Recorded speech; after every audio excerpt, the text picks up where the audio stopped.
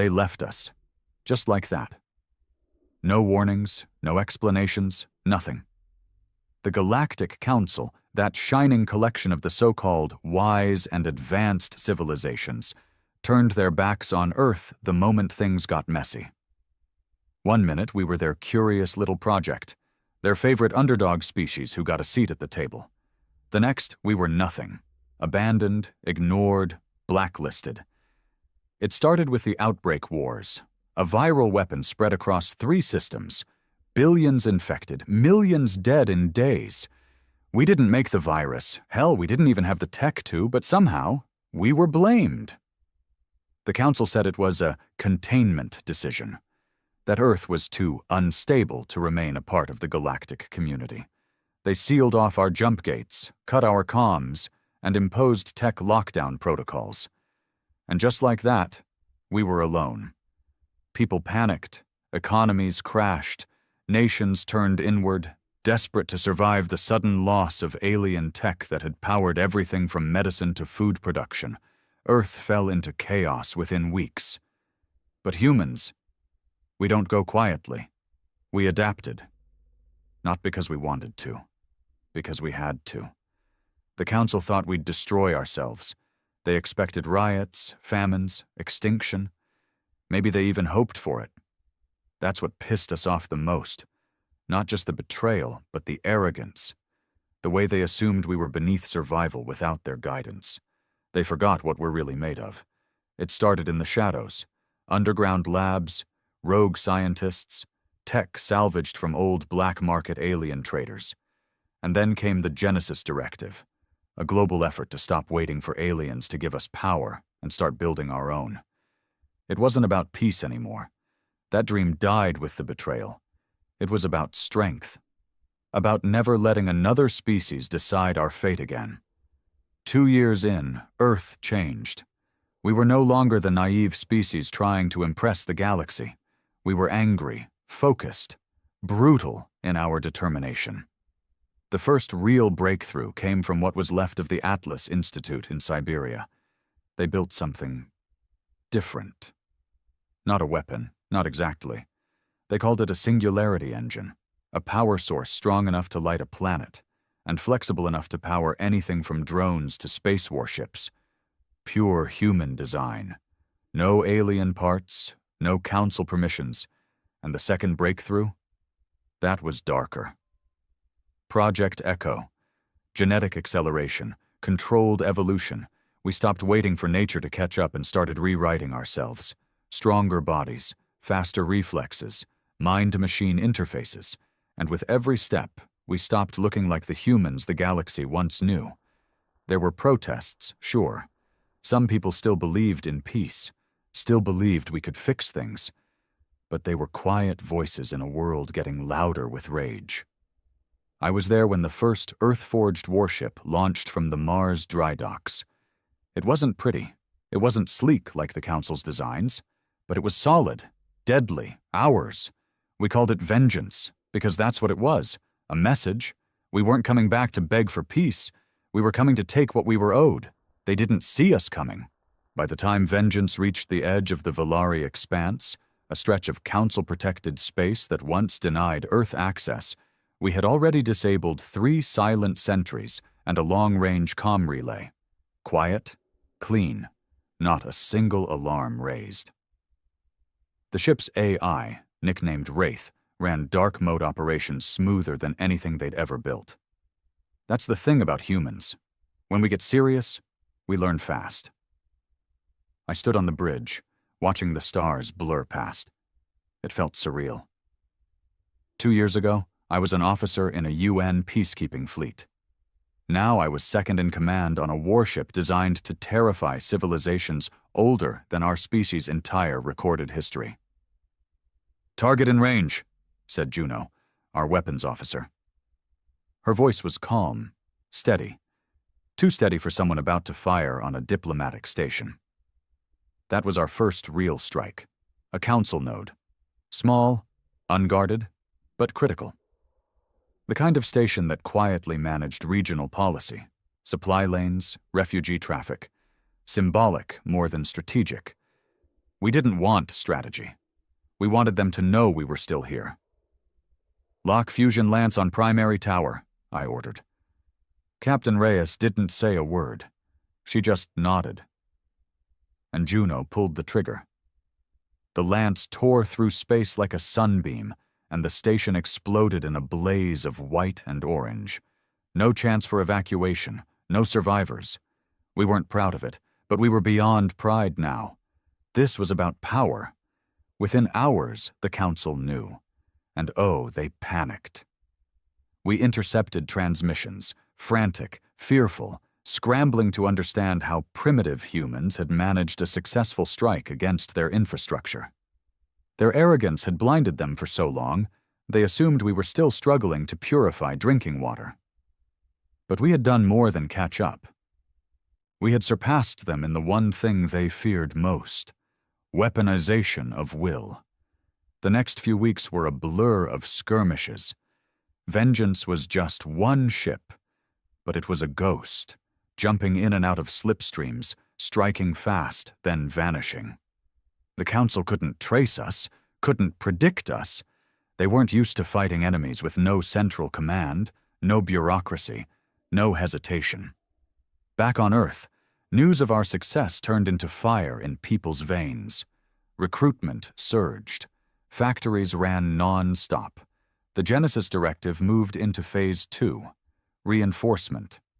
They called them Sentinels, humanoid warforms, part machine, part enhanced human, built to survive zero-gravity combat and powered by microcores, reverse-engineered from our own Singularity engine.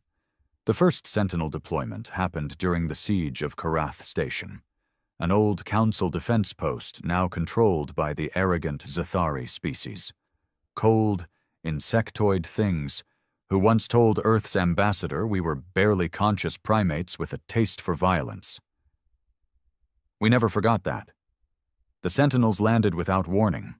They breached the hull using synchronized impact units, tore through walls, and disabled the station's shields in under 5 minutes. Only one was damaged. The rest walked out of the flames like gods. The Council issued a declaration that same week. They branded us as hostile and rogue, demanded Earth surrender all military projects, and reintegrate under supervision. Reyes broadcast our reply. She didn't scream. She didn't threaten. She just looked into the feed and said one sentence. "You abandoned us. Now you will respect us." The line went viral across neutral systems. Some species cheered. Others called us monsters. We didn't care. The next warship was already waiting. Its name? Retribution. And we were just getting started. The launch of Retribution shook the solar system in a way no alien war ever had. Built entirely on Saturn's moon Titan, it dwarfed Vengeance in both size and capability. Triple reinforced hull, adaptive shielding, dark matter torpedoes, and a pulse cannon that could erase a city in under 3 seconds. But more than its weaponry, it was the symbol that mattered most. It wasn't just a warship. It was humanity's announcement to the stars. We're no longer asking. Inside the ship, you could feel the tension. The crew wasn't made of career soldiers.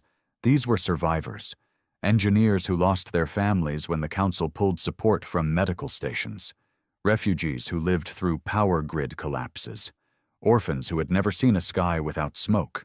They didn't fight for medals. They fought because Earth had bled, and no one came to help. I met Commander Cade just 2 days before the ship's maiden jump. He was a quiet man with fire in his eyes, and scars he didn't talk about. They said he'd been on Europa when the Council's blockade starved out 2 million colonists. He was one of maybe 400 who made it out. He never smiled, never drank, and never questioned orders. Just worked, calculated, waited. "We're not trying to start a war," he told me in that low, gravelly voice. "But if one comes, we'll end it on our terms." The Council still hadn't figured out what to do with us. They were in disarray, their leadership fractured between fear and disbelief. To them, Earth had always been a problem to manage, not a threat to fear. That thinking was crumbling fast. Their first mistake was sending the Arachons, cold-blooded reptilians, twice the size of any human, wrapped in ceremonial armor like walking tanks. The Council sent them to intimidate us. Peacekeepers, they said. They intercepted a civilian mining convoy outside of Neptune and demanded a surrender. What they got instead was a detachment of 5 sentinels dropped from Retribution, like meteors. The Arachons didn't even have time to fire. We broadcast the footage galaxy-wide. The message? Humanity protects its own now. Suddenly, neutrality became harder for the Council to enforce. Fringe planets, long bullied or ignored by the core species, started asking us for help. Not because they trusted us, but because they feared what we'd become. That fear was power, and we were done apologizing for using it. On Earth, people were changing, not just politically, biologically. The second wave of echo enhancements had begun. More volunteers, more mutations. I'd seen a man in a med bay regrow a shattered femur in under 30 seconds. I'd watched a child communicate with a ship's interface using only her thoughts.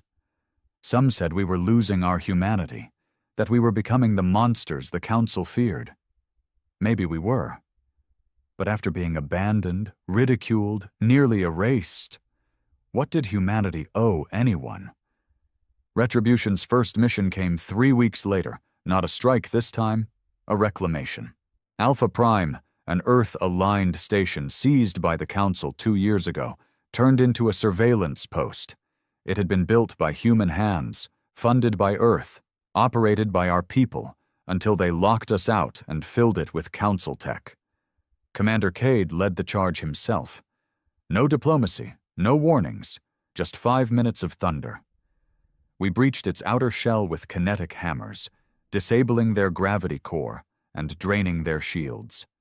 No sentinels needed, just human soldiers, enhanced and fearless, storming every corridor like the ghosts of a betrayed past.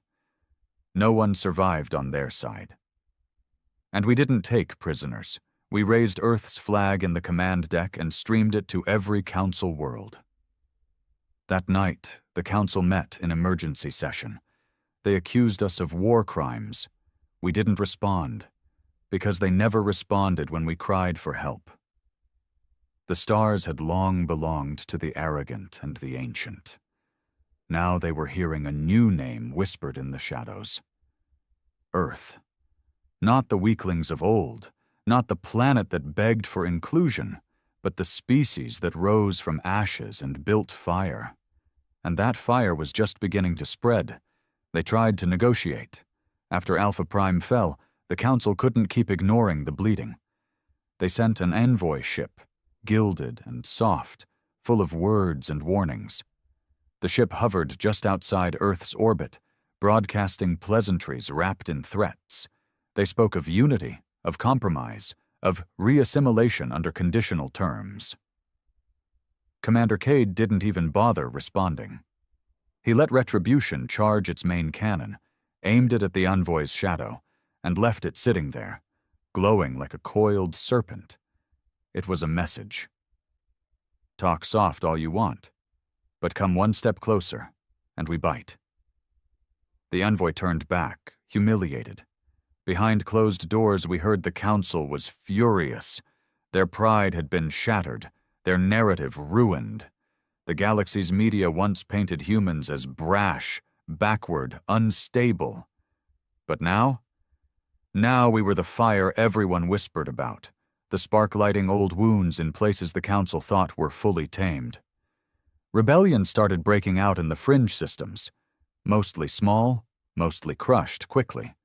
But they spread doubt, the kind that couldn't be erased with speeches. Every new fire started with the same 3 words. Earth stood alone, and it did something deep to our species. We stopped looking outward for validation. We stopped asking aliens for permission to be something great. Instead, we looked inward and started rewriting the rules. Earth's skies were filled with silent black ships now. The moon was a fortress. Mars was a factory. Jupiter's orbit was littered with satellite cannons and anti-fleet drones. We didn't just prepare for war. We became war. Even the average citizen changed. Unity came, not from government, but from survival. You'd see a mechanic in New Africa fitted with neural gloves that could fix a fusion engine with a thought. Farmers in Alaska using biosuits that could breathe life into dead soil.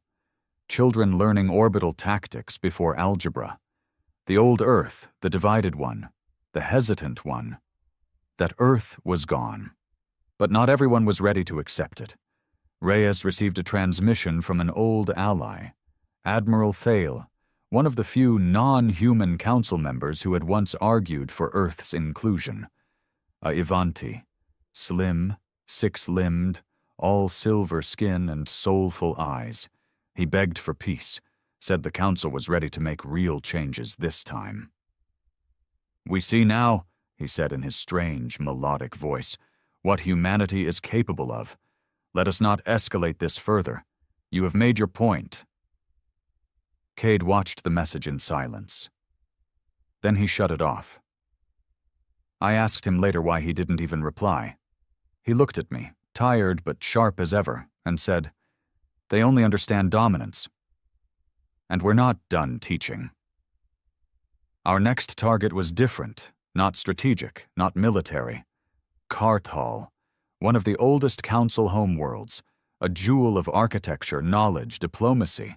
It was where the vote to abandon Earth was cast, where they laughed at our pleas, where they called us too emotional for advanced civilization. We didn't attack the surface. That wasn't the plan. Instead, we took their orbital ring, a massive structure housing libraries, delegates, schools, and more than 10,000 of their best minds. We didn't bomb it.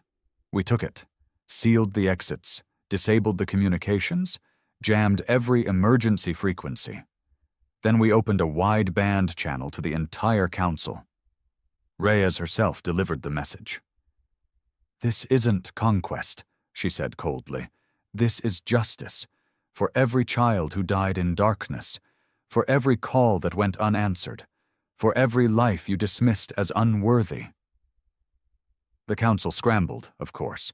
They sent fleets, tried diplomatic tricks, threatened blockades. But we'd already mined the entire orbital lane. Any ship that came too close was swallowed in silent fire. Inside the ring, we didn't harm a soul. We just let them sit there, powerless, terrified, remembering every time they'd let humans feel the same. And then, after 3 days of silence, we opened the airlocks, not to space, but to our soldiers. They walked through the halls, silent and armored, delivering supplies and demands. One by one, the ring's leaders surrendered their knowledge, their data cores, their secrets. One by one, they bent. And still the council called us savages. Still, they couldn't believe what humanity had become. But the galaxy was starting to believe, because power doesn't come from being liked, it comes from being feared. And we were no longer the ones running. Fear spread faster than light. After Karthal's orbital ring fell under our control, the council tried to spin it as a humanitarian failure. A terrible misunderstanding, as they called it. But no one believed them. The footage leaked. It always did. Every second of their brightest minds, trembling under the gaze of human soldiers in black armor, was seen across the stars. And it wasn't rage that followed. It was awe.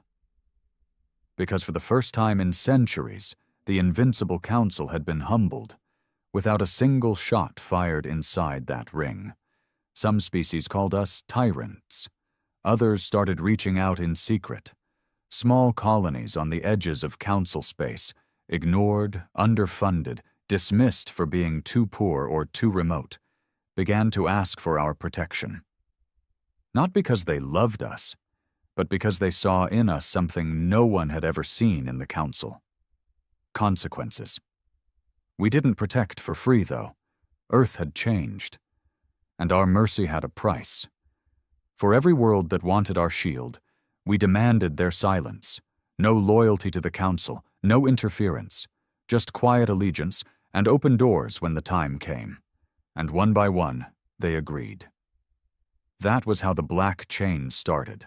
A hidden alliance of systems spread out like a loose necklace around the Council's throat.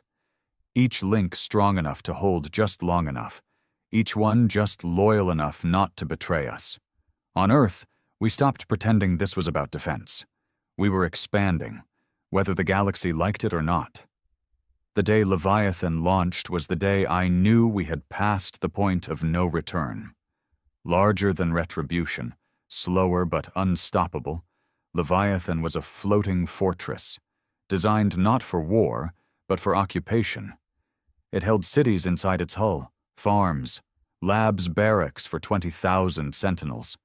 It wasn't just a weapon, it was a nation in motion, a statement carved from steel and will, and its first destination was Sereth Prime, a cultural capital of the Council, untouched by war. A place where diplomats, artists, and historians gathered like it was still a golden age. We sent a message to their High Counselor before Leviathan even broke orbit. We do not want your surrender. We want your silence. Stand down or fall hard. They didn't believe we'd actually do it. Sereth had never been attacked. Not once in its long, smug history.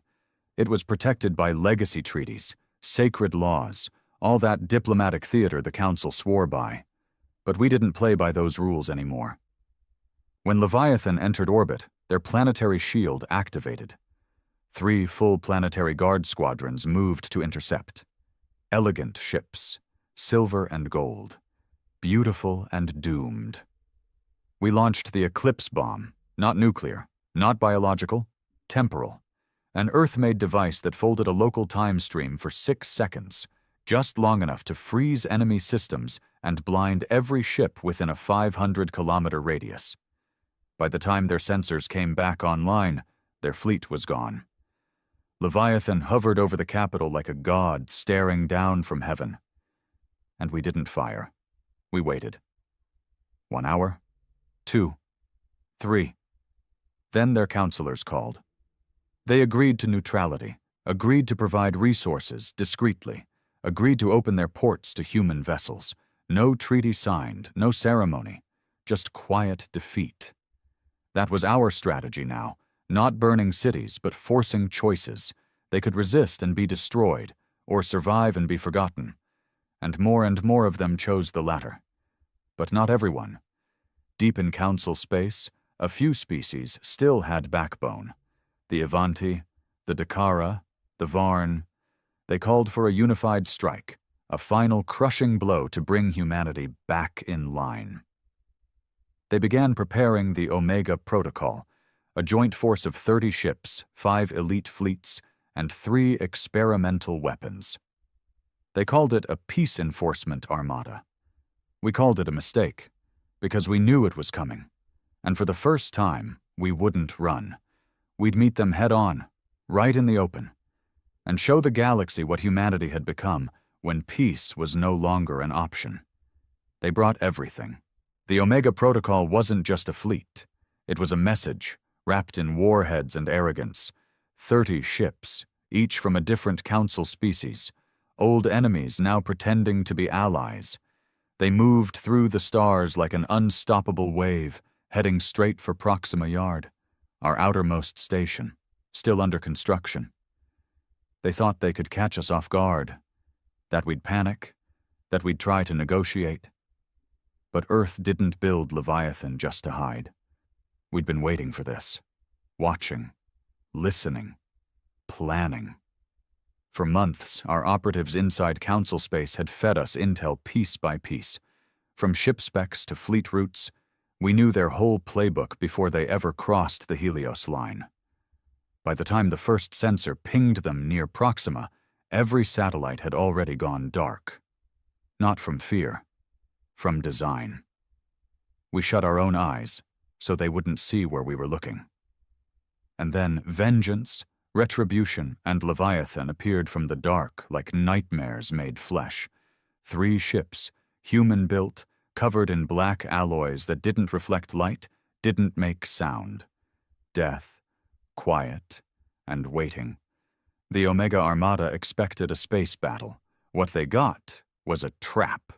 The first strike came from Leviathan's underbelly, thousands of microdrones launched like dust into the void, each one smaller than a human hand, programmed for one purpose: breach and blind. They latched onto the enemy ships, drilling through sensors, chewing into circuits, flooding systems with false data. Within minutes, the lead fleet lost targeting. Comms scrambled, formation broken, and that's when vengeance lit up the stars. Its fusion lances fired in coordinated bursts, shearing straight through the flagship of the Varn. No warnings, no mercy, just clean, surgical eradication. 1 second it existed. The next, it was dust. The Dakara tried to retaliate, swinging their ion frigates into a flanking formation. Clever. Fast. But we had sentinels. Cade had them loaded into rail pods. No ships, no suits. Just human bodies enhanced to survive vacuum for 3 minutes and hit with enough velocity to pierce armor like missiles. They tore into the Dakara ships like blades through cloth. No one had ever fought like this. Not the Council, not any of the so-called elder races. They played by old rules, calculated, diplomatic, political. We fought like animals who had been caged and spat on for too long. Because we had been. The battle lasted 24 minutes. By the end, 15 Council ships were drifting in silence. 9 had retreated. 3 were captured. Only 3 had the sense to flee before it began. Leviathan didn't chase them. It hovered in the wreckage like a sovereign among corpses, collecting what was left, sending a new message across every known channel. Let this be the last time you mistake our patience for weakness. The galaxy shook. The Council convened an emergency broadcast, trying to project calm, trying to keep control. They claimed the Omega Protocol had been a rogue operation, denied authorization, called it a tragic misunderstanding. But no one believed that anymore. Not after seeing Earth's ships glide through elite Council fleets like a scalpel through rot. We didn't answer their statements. We didn't have to. The stars were answering for us. And while the diplomats scrambled and leaders panicked, Earth began its next phase. Cade called it Project Ashes. Simple goal: find every abandoned or broken colony the Council had ever discarded. Heal them. Arm them. Offer them protection not with words, but with presence. And in return, they'd fly our flag. Not out of loyalty, but because we were the only force the Council feared. It worked better than anyone expected. Dozens of old colonies reached out, scared, hungry, ignored for generations. And one by one, Leviathan arrived like a dark angel, carrying food, medicine, and warning beacons. Earth stands here now. Harm them and you burn. This wasn't conquest. This was evolution. Humanity had been rejected by the galaxy, humiliated, cut off. But now we weren't just surviving. We were shaping the order that once spat us out, and they could either make room or be erased from the map entirely. The stars grew quiet, not peaceful, just silent, like the universe was holding its breath. Since the fall of the Omega Armada, no major Council force had dared to engage us again. The once proud alliance of species who ruled the galactic core retreated behind their borders, rattled and confused. They kept up appearances, held meetings, issued statements. But it was all theater now, because deep down, they all knew one truth. Humanity wasn't a mistake. We were a reckoning, and reckoning doesn't knock. It breaks the door off the hinges. But there was one voice, still defiant. One system that refused to bend. The Avanti homeworld, Auralis. They had once been Earth's only allies in the Council. Their vote, Their sympathy, their sweet words had earned our respect, even hope. But when the council cut us off, they didn't stop it. They didn't stand up. They just watched. And now they claimed moral high ground, accused us of overreach, of brutality, of becoming what we once fought. They called us the New Dominion, as if that was supposed to shame us. Cade didn't flinch. "Let them speak," he said in the command chamber. "Words are their last weapon. Let's show them how empty it really is." So vengeance and retribution were ordered to hold.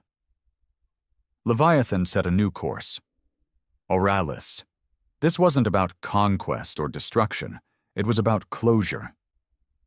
When Leviathan arrived in the Oralis system, it didn't open fire. It didn't threaten. It simply waited. Silent. Massive. I watched from the observation deck as the blue-green planet turned slowly in the dark, its rings casting pale shadows on the hull. So beautiful. So untouched. Oralis responded the way the Council always did. By pretending everything was still under control, they activated planetary defenses, deployed satellites, sent out diplomats in ships painted with peace symbols, old emblems of a unity that no longer existed. Reyes stood on the bridge with Cade, watching the envoy's message scroll across the main screen.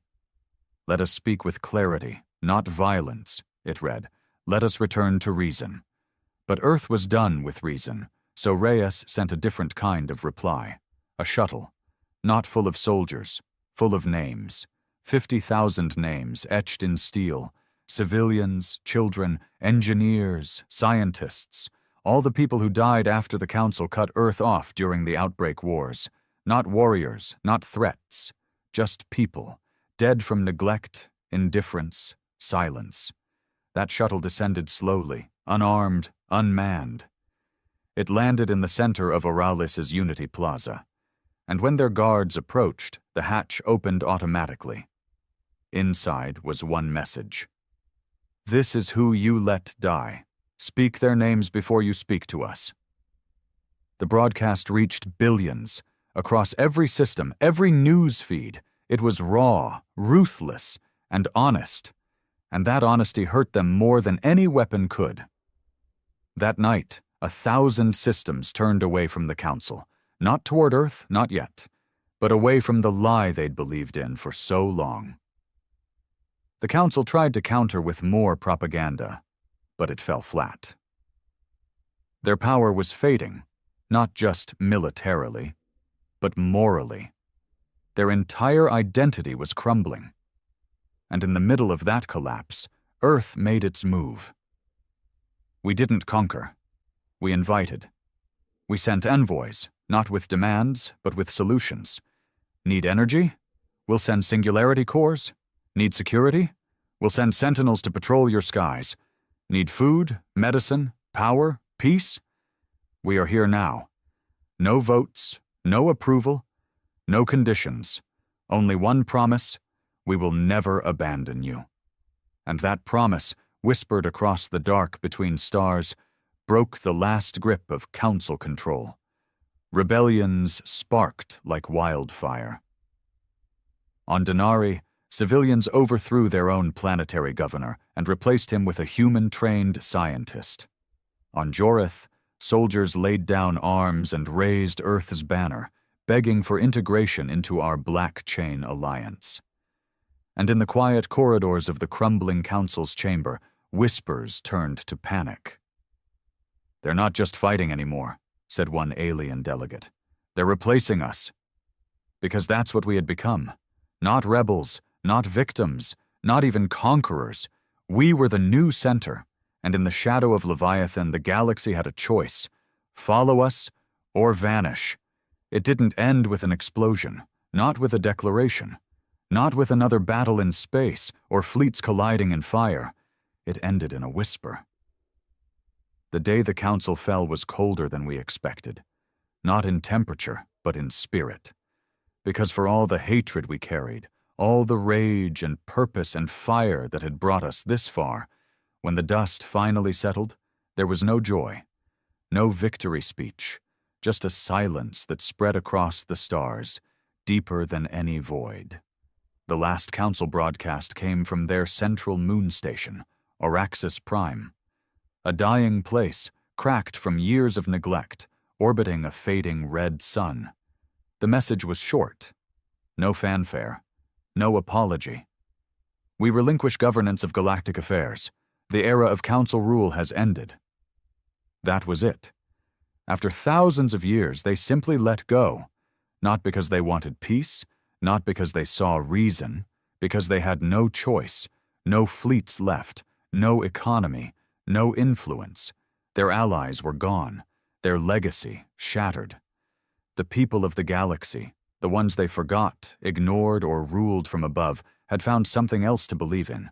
United States, the humans, the mistake, the survivors. But we didn't cheer.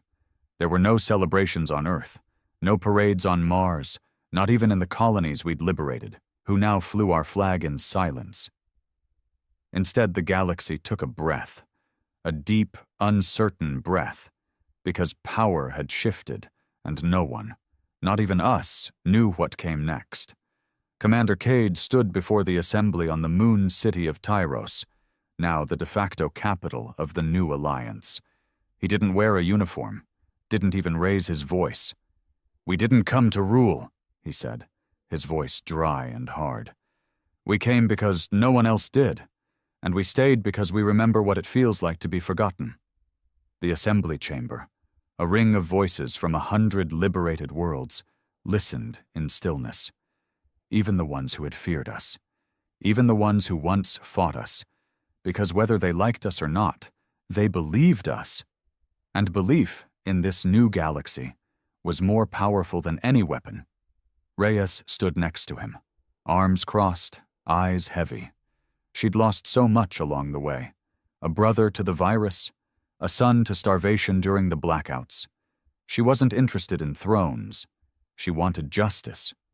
But justice doesn't always look like fire. Sometimes it looks like rebuilding. So we began. We didn't rebuild the council. We built something new. No high council, no elite circle. Just the Accord, an open forum run by AI oversight, human-engineered but non-partisan. Every world got a vote. Every species a say. Earth had 3, same as any other major world state. No more, no less.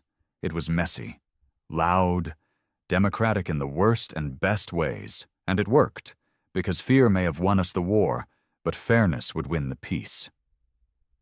Still, not everyone trusted it. There were those who said we traded one empire for another, that our sentinels, now stationed on dozens of worlds, were a shadow army, that the Accord was just Earth in disguise. And maybe in some ways they were right. We hadn't forgotten what was done to us, and we weren't about to risk it happening again. So we stayed sharp. Leviathan remained in orbit over the inner colonies, our silent guardian. New vessels were launched, Endurance, Resolve, Judgment, not as warships, as deterrents.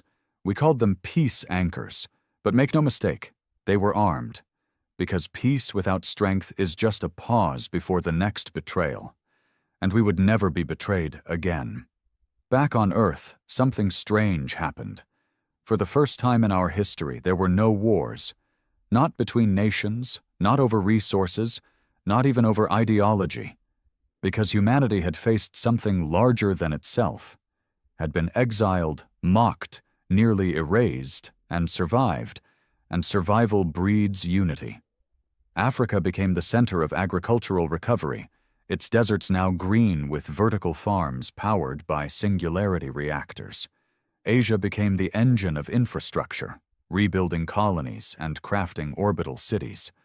South America led medical science, pushing echogenetics into disease reversal and neural growth. Even Antarctica held value. Now home to the cryovaults, storing the DNA of 100 species we once thought we'd never meet. And for the first time, every child born under Earth's gravity had a future bigger than its sky. I walked the streets of New London one afternoon, years after the fall. Children laughed. Trains floated. The air smelled clean again. But what I remembered most were the murals. On nearly every building, they painted faces. Not generals or leaders. Just people. Forgotten people. Victims, survivors. The names we once sent to Oralis in that quiet shuttle of shame. We never let ourselves forget. Because the moment we do, we become them. The ones who once ruled and watched and let others die. And humanity had decided. We'd rather be feared than forgotten, but never feared by the ones under our care. We held the galaxy now, yes, but gently. Not because we were weak, but because we knew exactly what strength can do when no one holds it accountable. That was our legacy, not vengeance, not power, but memory. Because we remembered what it felt like to scream for help into the void and have the stars turn away. And we swore, as long as we breathed, that would never happen again. Not to us, not to anyone.